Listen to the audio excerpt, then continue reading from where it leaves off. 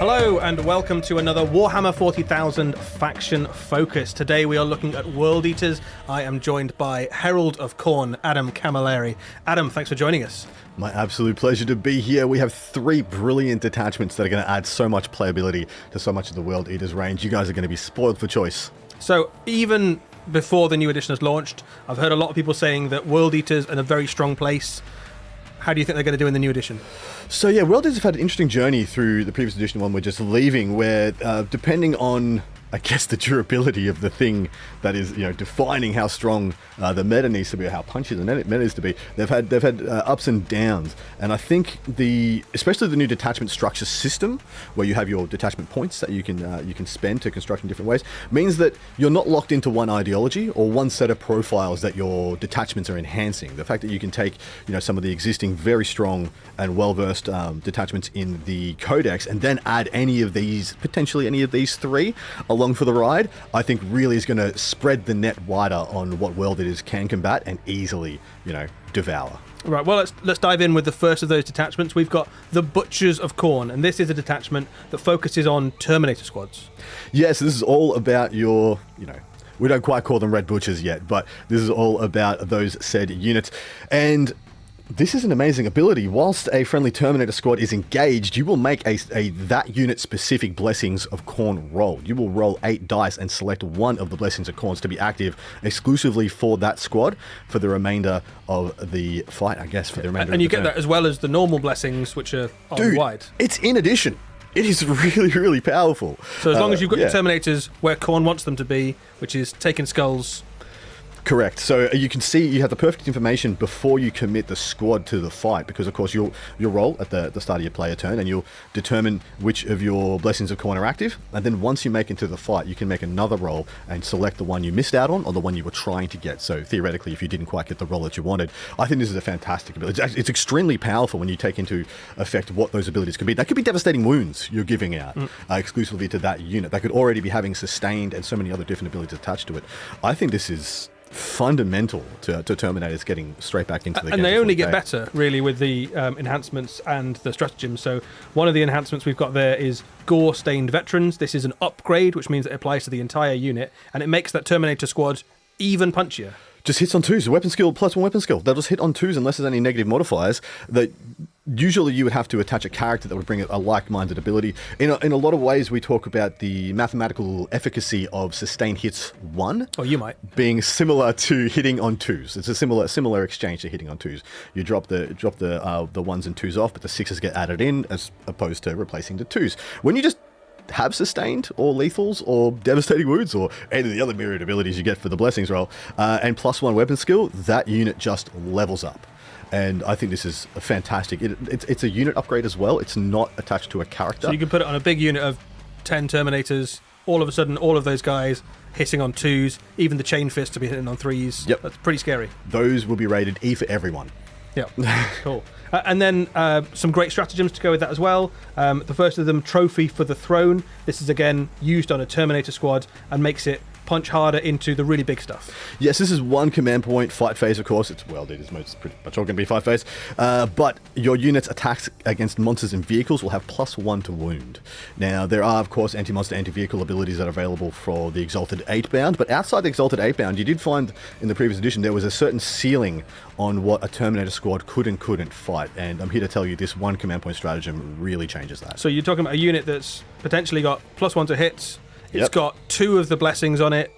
It's got plus 1 to wound as well. Yep. They are starting to punch pretty high up the food chain, aren't they? Correct. You're starting to just say, how many dice are you rolling?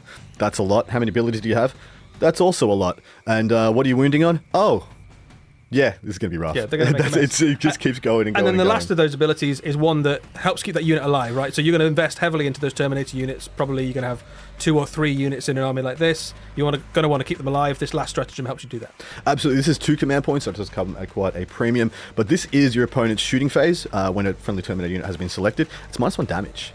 it is extremely powerful on your 3 wound chassis, that comes with the Terminators. Of course, all having a 2-up save, 4-up invulnerable save, and then -1 damage. All of a sudden, all those 3 damage weapons in the game that people have been taking a lot of recently really lose effectiveness. And quite a lot of armies will have like 1 or 2 guns that are very good at killing Terminators. Correct. Right? They've gone, right, where's my 3 and 4 damage guns? Yep. I'm going to put those in, going to point that at your best Terminator unit. All of a sudden, you can just scupper that ability to just remove Terminators. Some of those become half as good when the damage goes down even by 1 point. Exactly right. I mean, a Rogal Dawn would be a great example. It has 2 amazing guns that come at damage 3, and then, potential to have melter guns and multi-melters, and you are just cutting the mathematical efficiencies of those profiles down by factors, and it's really good. The next detachment is one that really buffs the characters in your army. This is Vessels of Wrath, and you can do some very scary stuff with the combinations here.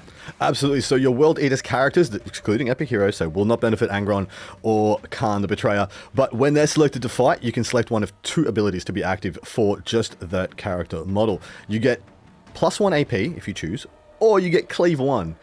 Eddie, tell us about Cleave. So Cleave is effectively Blast, but in close combat. So it means that you get more attacks when you're fighting into a very numerous enemy unit. So Cleave 1 would give you an extra 1 attack into a unit of 5 models. If you're fighting into a unit of 20 models, you'd get an extra 4 attacks. So it can make those characters into absolute blenders into enemy infantry. As we already mentioned, the Blessings of Khorne roll can give you sustained hits, which can be a multiplier, snowballing factor here when you're getting blast in combat. My mind was blown when I heard about this ability. It is such a game changer for World Eaters, and I think Cleave is going to be key to this detachment really taking off. Yeah, so the carnage doesn't stop there, though, because the enhancements and the stratagems also make your characters even more deadly.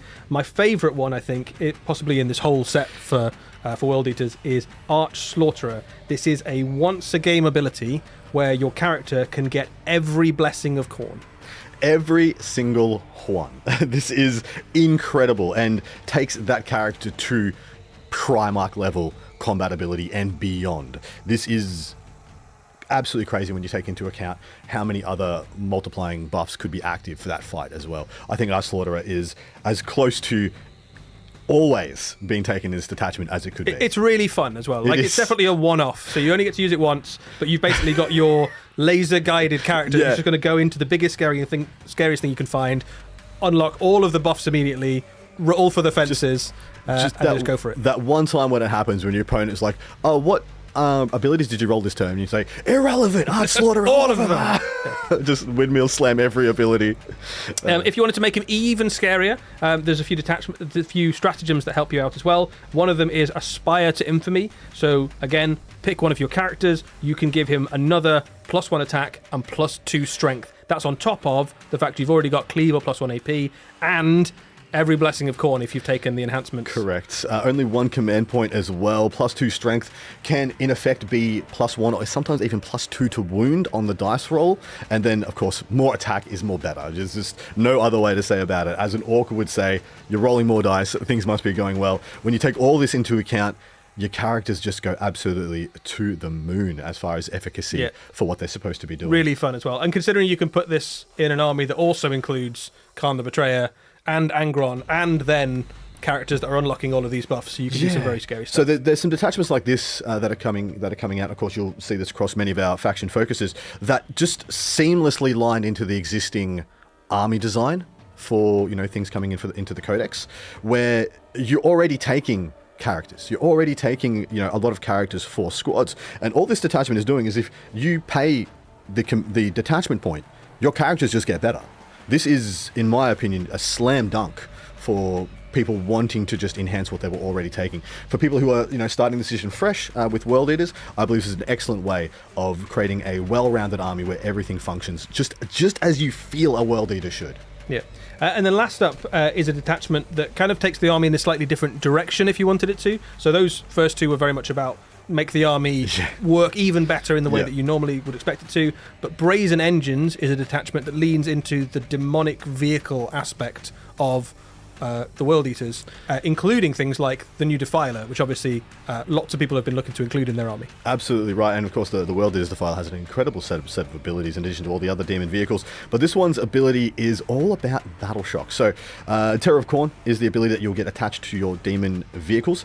At the start of the fight phase, you can select an enemy unit engaged with this unit. They must take a battle shock at -1, and of course you cannot select the same unit to be affected by this ability more than once. Should you have, you know, 2 Mauler Fiends into the same unit, you can't make them take 2 battle shocks. But this is big because of how battle shock works now. So battle shock has changed. When previously at the start of your command phase, you would just become unbattle shock. So battle shocking someone towards the end of your turn didn't do much. Didn't amount to a huge a lot, apart from, you know, helping you flip objectives, you know, score tactical cards, etc., etc.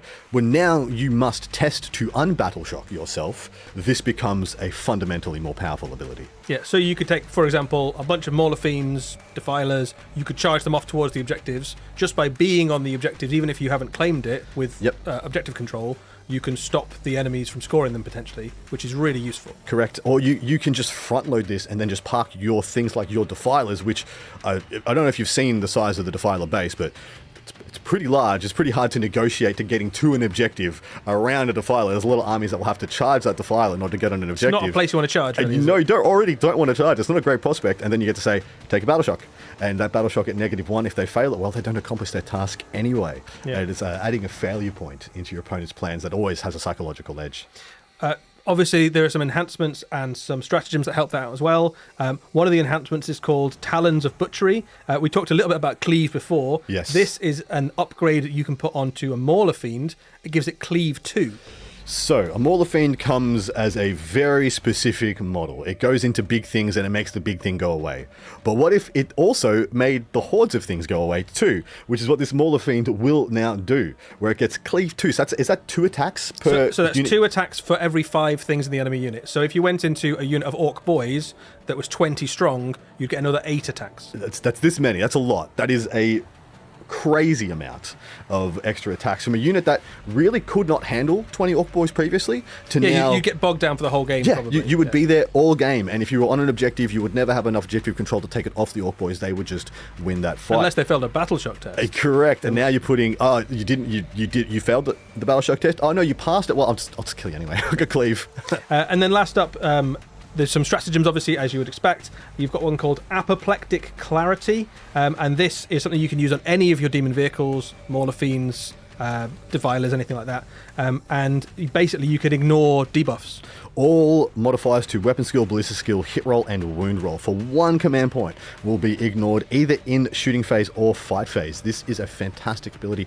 Of course, we know as designed, the ballistic skill characteristic of the World Eaters, you know, Forge Fiends and Defilers is 4 rather than 3, but, you know, of course, they're better in combat, they're World Eaters. This is allowing you to avoid one of the possible pitfalls for your, you know, the Forge Fiends, for example, which if they hit on 4s and unit is in cover, they're going to hit on 5s now. Previously, they would still have hit on 4s, but your opponent theoretically had a better armor save on the unit. Well, now they were going to get hit on 5s, and I tell you what, it was not going to be amazing in some interactions. But now for 1 command point, you not only ignore that, but you ignore... You know, when you have those high strength, high AP, 3 damage shots from things like your Forge Fiends, and they want to be going into things like Terminators, well, a lot of Terminator-like units have certain abilities that allow them to be -1 to wound if strength is higher than toughness. Yeah. This will ignore that as well as theoretically ignoring cover. So it's things like your Aberrants and your Space Wolf Terminators, and your Terminators, Deathwing, that sort of thing. And so I think this is a fundamental ability. I think this is a fantastic inclusion into this detachment. Great. And the whole detachment basically means that you can really heavily lean into the idea of like an armoured, demonic engine legion, which is quite fun. And obviously still sprinkle it full of characters and Khorne Berserkers and all the rest of it. Or you could go the other way and take your unit of characters and Khorne Berserkers, you know, in your Berserker Warband, for example, and then just take like a couple of Mauler Fiend and a Defiler, and all of a sudden that Mauler Fiend has Cleave 2, that Defiler can ignore all modifiers, and you are having You're off to the races. There. You're absolutely off to the races. Yeah. Brilliant. Well, Adam, thank you so much. That was World Eaters. We'll be back with more Warhammer 40,000 faction focuses very soon.